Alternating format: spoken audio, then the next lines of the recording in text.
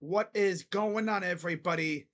Crazy Dog back with another Cleveland Browns video. And I know you guys see the title and I know exactly what you're thinking. But before I get into talking about the possibility of the Browns trading Myles Garrett, I know I'm as shocked as you are when I saw that on Twitter a couple days ago. But I'll get into that in a little bit. Before I talk about that, I do have some other things to talk about, as Kevin Stefanski was talking to the media today. And the first bit of news is actually kind of shocking because I didn't expect this guy to be back so quick. But from Daniel Oifusi on Twitter, and I quote, the Browns have designated guard Wyatt Teller to return to practice. And get this, with Wyatt Teller's imminent return, this is going to be, barring any other injuries this week, knock on wood, this is going to be the healthiest our offensive line has been since week 1 last year, when Jack Conklin went down, and then after that, it's been hell for this O line. I got to give Bill Callahan a lot of credit because he worked wonders with that unit.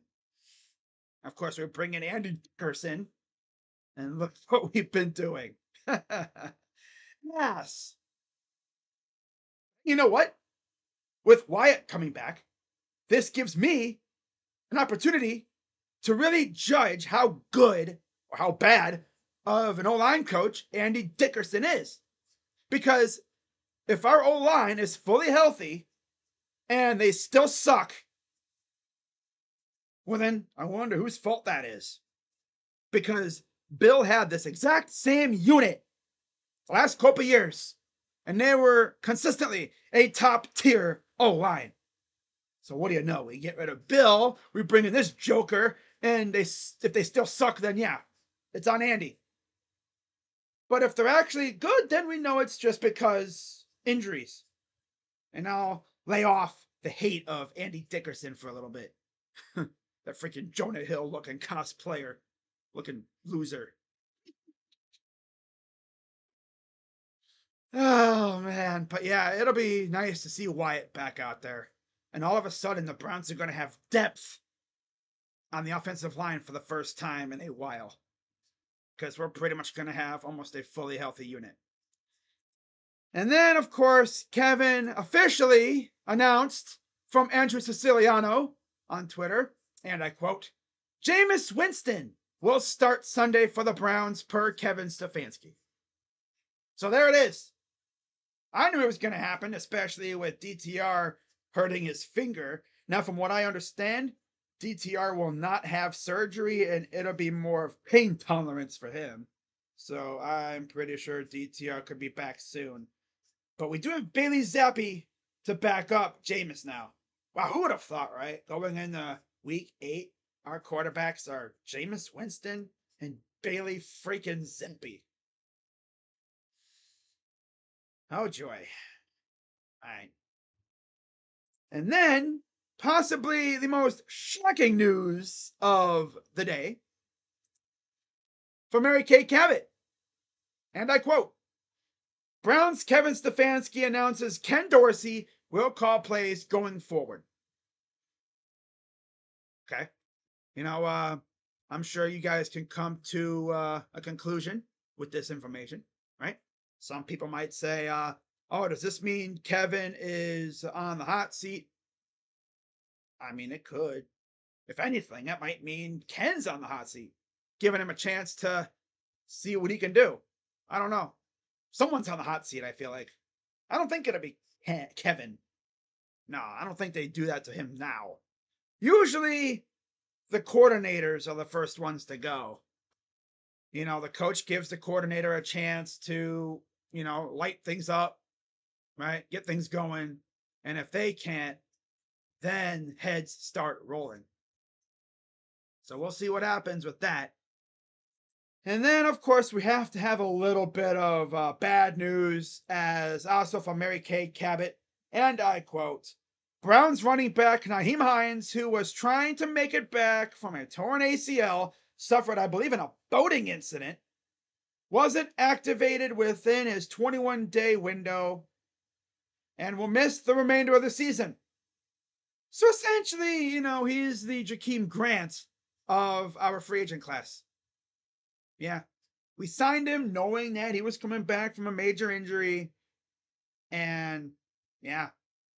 So he's done for the year. At least Jakeem got on the field for a little bit. Right? He didn't play in the regular season for us because he was hurt both years that he was here. But I mean, he was on the practice field and he did play in one preseason game last year. Ooh. That just sucks. Because I had high hopes for Nyheim Hines. I was like, man, this guy's going to come in. He's going to be an electric kick returner. And he doesn't even play. So why did we even, activate his window? Did we think he was ready, but he really wasn't? Oh well. So that's the little bit of news. Now, let's get into the main part of this video. Because a few days ago, I was scrolling through the, I guess, toxic fan base that is Brown's Twitter.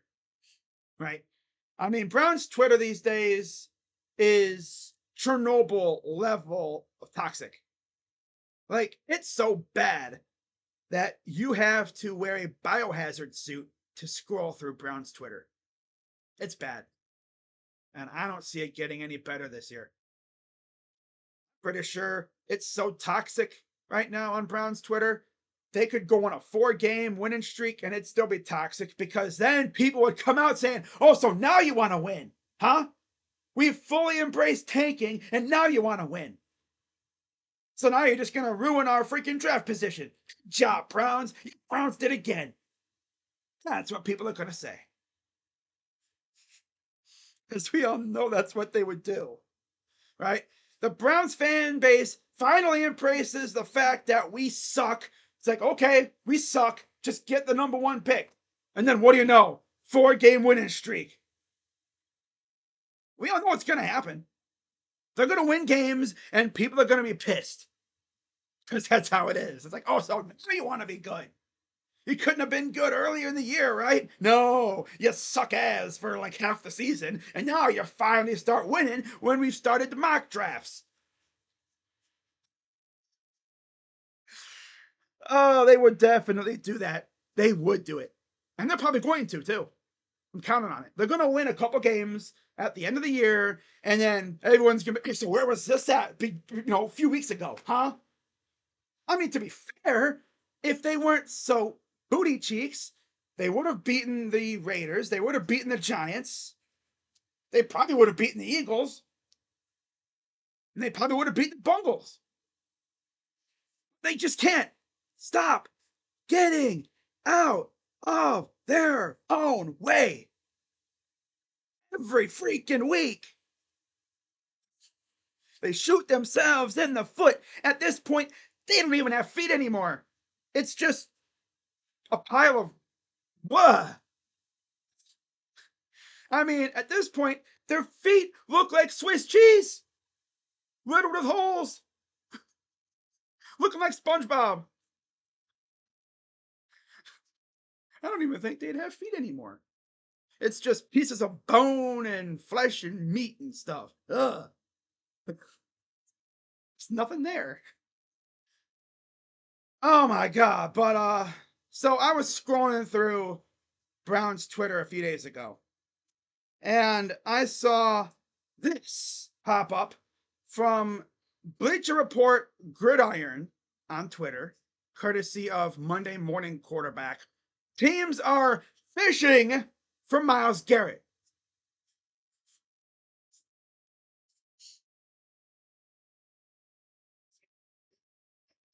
And you know what's really, really, sad?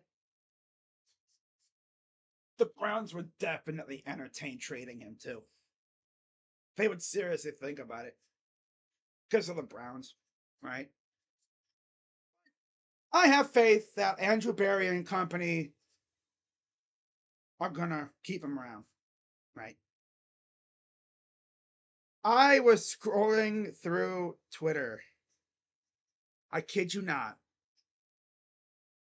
And I saw an edit of Myles Garrett in a Philadelphia Eagles jersey. And I swear to God, I wanted to freaking throw my phone through my computer.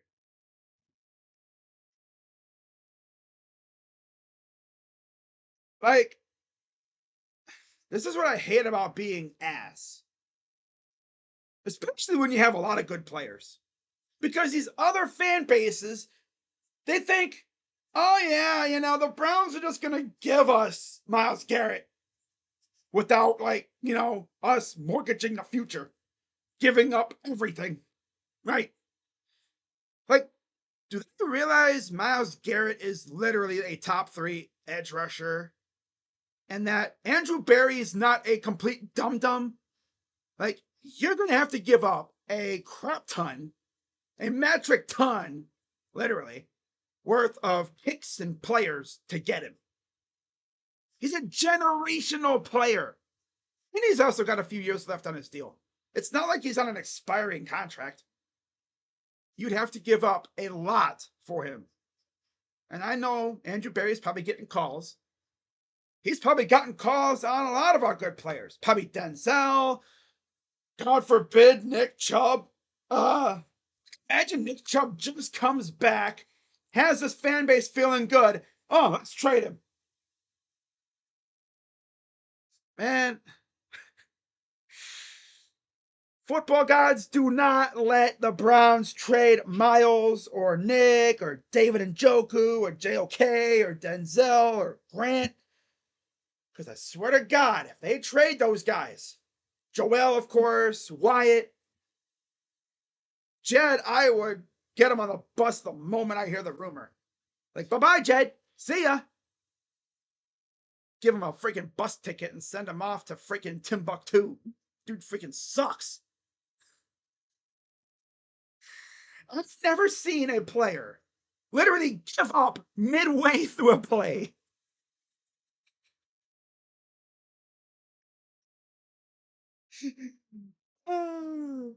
Jack Conklin, who pretty much has like 1.5 good legs, pretty much, has put out more effort than Jed. Oh, but Jed's coming back from an injury. So was Jack. Literally, Jack injured every part of the knee you could imagine. ACL, PCL, MCL, TCL, CCL, BCL. Everything in his leg was mush and torn apart. And he's out here doing really good. Serviceable. You got Chad over here.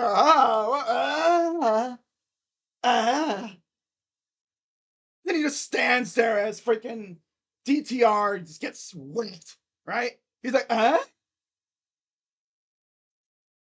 And whenever I hear a penalty or whenever I see the flag thrown and I hear the ref say, holding offense number 71, I'm like, oh my God. My hatred for this dude grows with every flag, every false start, every holding, every missed block.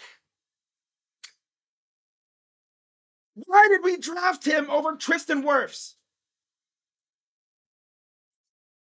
Why? Just why? Joe Thomas with no knees. I'm talking skinny Joe Thomas too. Post retirement, he could walk on the field right now and be better than Jed. That's how bad Jed is. And it's not, I'm not saying this because I hate Jed. I'm sure as a normal person off the field, he's a dope dude, but on the field, he absolutely sucks. Wouldn't even make it in the XFL. Maybe not even in the CFL.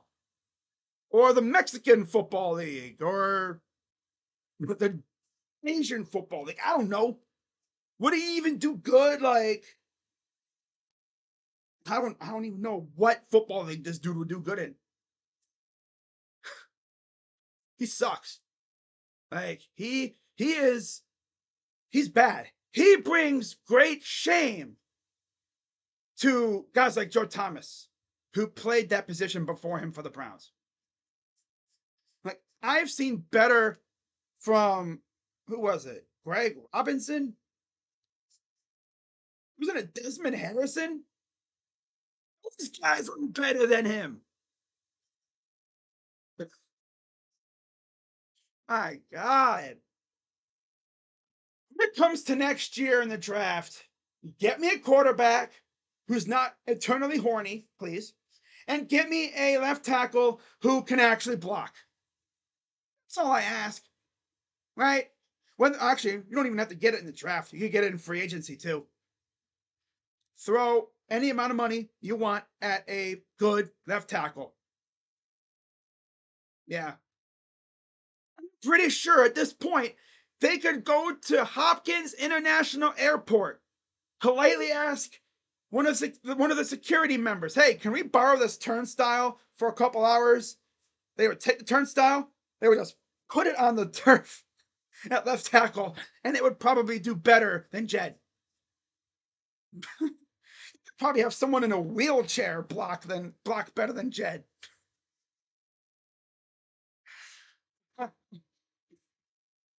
I'm pretty sure my dog could block better than Jed.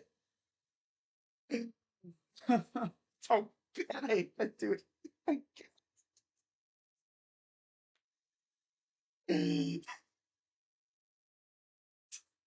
So funny. This video turned from me talking about us trading Myles Garrett to absolutely ripping Jedrick Wells to shreds. And I'm keeping every minute of this in the video too.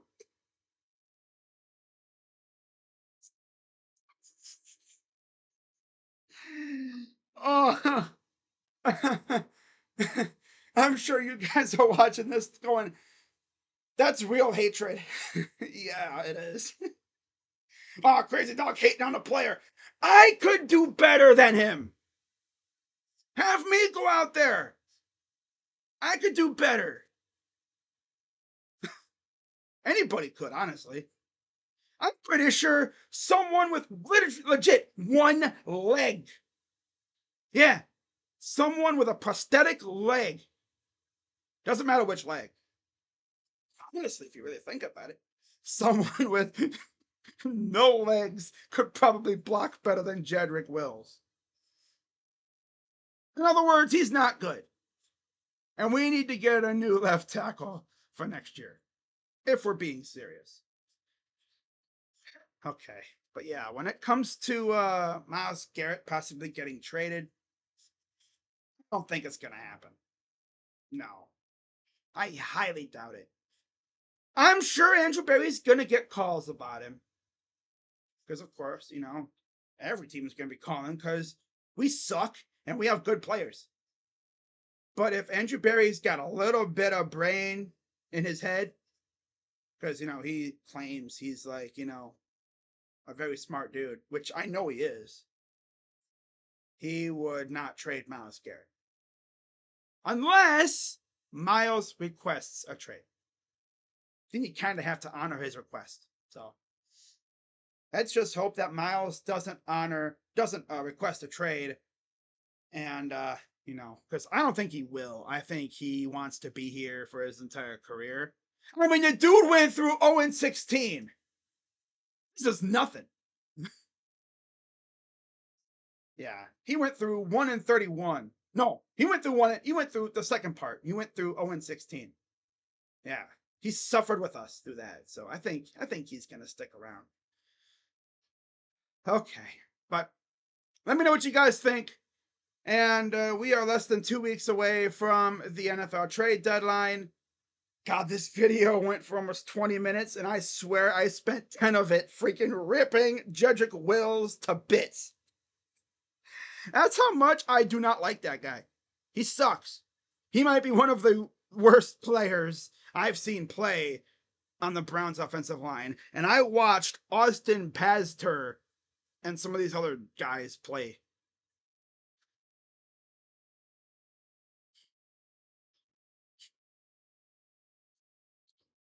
I don't know why we went with Jed over Tristan Wirfs. I don't know. Maybe it's because Tristan was a right tackle, but they could have moved him over. Oh well. But that's all I got, guys.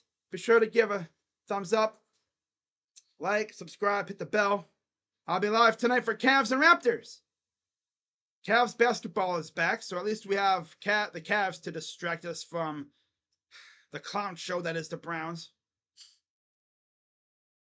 So with that being said, I'm Crazy Dog. Let's go Browns. See you guys tonight. Bye-bye.